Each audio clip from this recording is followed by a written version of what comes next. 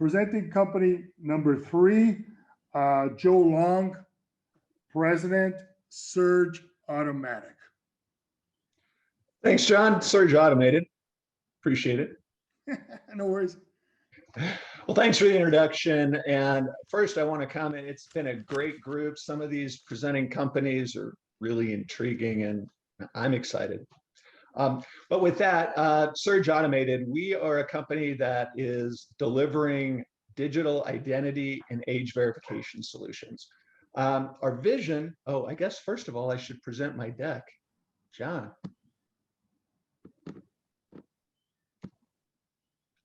Minor details, right? Can you hear me okay? Yeah, we can hear you okay, Joe. If you can find your deck, great. If not, just go ahead. No, it's right here. I just neglected to share. Yeah, no worries. Technical challenges. Okay.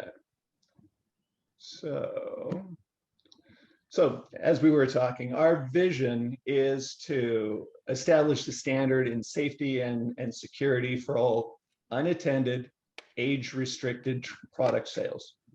And that's very specific here for the cannabis industry. Now, our business mission is to leverage the various industry trends and the market drivers so we can capture a share of the roughly 580 million transactions that are taking place in the marijuana category currently. So I want to take a second to touch on some of these trends and the drivers and really the inflection point that it's brought us to. So as we all know, COVID has really accelerated leveraging of e-commerce, and specifically in marijuana and age-restricted products, somewhat in general. Now, the key here is that age-restricted retailers, as it relates to e-commerce, are facing some significant legal challenges. And that comes from existing case law. So anybody here that's experienced navigating to a website, you see the question, are you 21? That's a self-reported gateway. And case law simply won't support that. In other words, if somebody brings up an issue with a retailer, they will lose.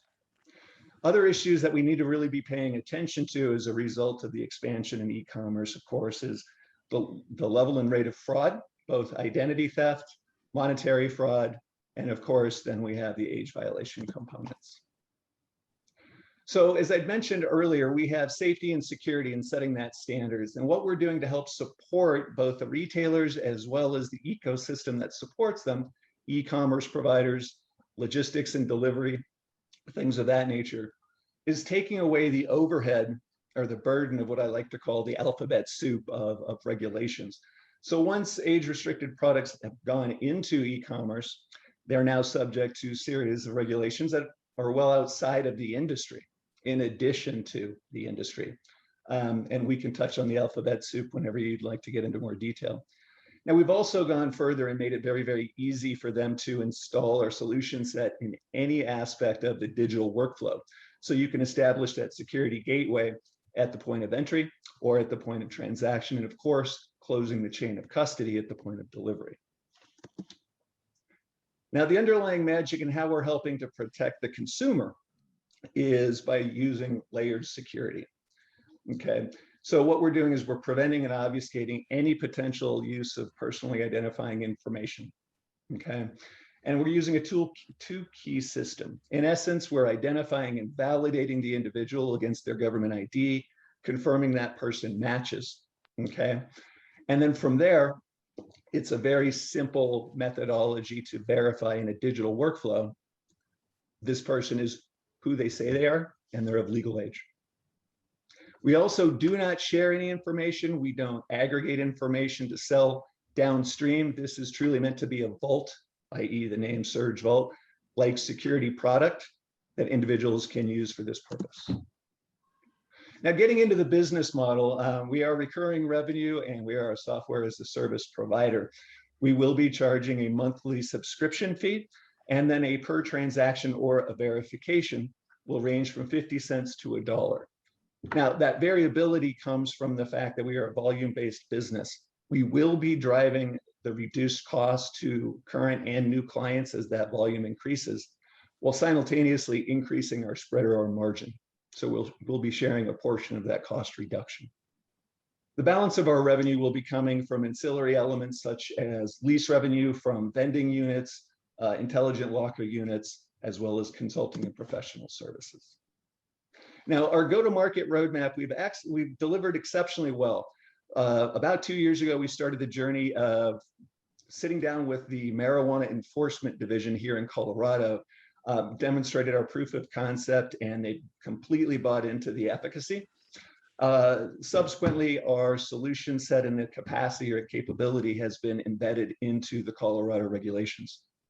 Product development is progressing exceptionally well, and we've actually advanced, and today we're accepted to the National Association of Cannabis Businesses, and moving forward our standard for the use of this technology. We've got 3 clients that we're actively engaged in as part of our pilot initiative, and we're now moving forward with conversations around some of these ecosystem providers like e-commerce, POS, and things of that nature. Now, our competition, this is not a new industry. It has been in general commercial use for 11 years or so, since about 2010. I heard some of the folks here have got some background in financial services or fintech, which was my background. So this may sound somewhat familiar to you. GBG, FraudNet, some of these larger global providers have built their technology just like they did in 2010. It's event driven, meaning you do it once, you walk away, you never have to deal with it again. And that's probably good because the older systems are a little burdensome. We've turned that on its head. We're using the same depth of know your 6 minutes. Thank you. We use the same depth of know your customer that the financial institutions use, but we then convert that into a transactional model. Our leadership team, briefly, well over 100 years, believe it or not, of experience across fintech, production, consumer products, technology, and marketing and development. Into the numbers. We talked about 580 million available transactions. We've taken a very conservative approach. We're looking at a roughly, assuming a 2% penetration rate, within 3 years we'll be well over $11 million. And you can see that scalability and revenue top line is nothing but upside. I want to touch that cannabis only represents 580 million transactions. Age-restricted products exceed 3 billion in North America on an annual basis.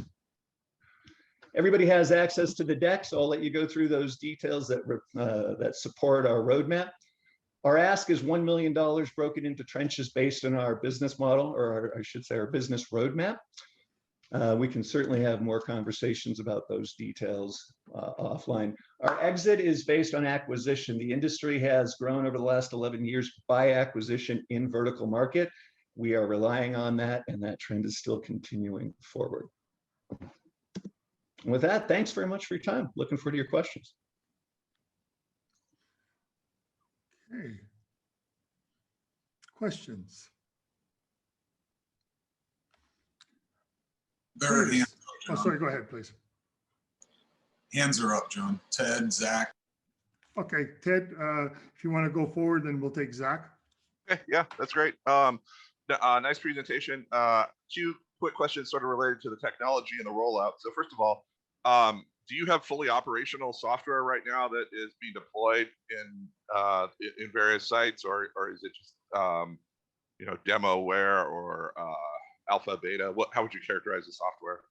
Sure. You could literally look to virtually any identity verification software. If you've ever opened a bank account online, there's a process that you have to go through. That is the same underlying technology. We're taking and adding a layer on top that creates an account-centric methodology, and that's what enables the transactional component. Okay, great. And then related to that, tell me your value proposition relative to sort of the really old school way of just like actually flashing your ID on camera and logging it in the spreadsheet or something like that. Why will people pay for this additional service? No, absolutely. And it's interesting. My fintech background, that was a methodology that has been used and is still supported from a regulatory standpoint. However, imagine the consumer experience when you go in, you want to order a product to either go pick it up or to have it delivered. Do you want to engage in a web session? Do you want to have a conversation and how you doing? Most people don't. Got it. Okay, thank you very much. You bet. Zach? Okay, yes, so how much money's been spent on the software so far? And then also, what is my return on $1 million, and how is the $1 million going to be spent moving forward? Great question. So friends and family, as well as individual founders and co-founders, will have to look at our recent taxes, but I think we're about $250,000 in, about 100,000 in cash. The $1 million investment over 3 years, we're anticipating at least a 5x, quite likely getting closer to a 10x return, and the 10x would be closer to the 5-year.